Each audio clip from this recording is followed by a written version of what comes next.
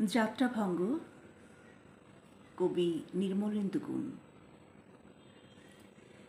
হাত বাড়িয়ে ছুঁই না তোকে, মন বাড়িয়ে ছুঁই। দুইকে আমি এক করি না, এককে করি দুই। হেমের মাঝে শুই না যাবে, প্রেমের মাঝে শুই। তুই কেমন করে যাবি? পা বাড়ালে পায়ের ছায়া, আমাকে তুই পাবি। তবুও তুই বলিস যদি যাই, দেখবি তোর সম্মুখে পথ নাই। তখন আমি একটু ছোঁব, হাত বাড়িয়ে জড়াবো তোর বিদায় দুটি পায়ে। তুই উঠবি আমার নায়ে, আমার বৈতরণী নাই।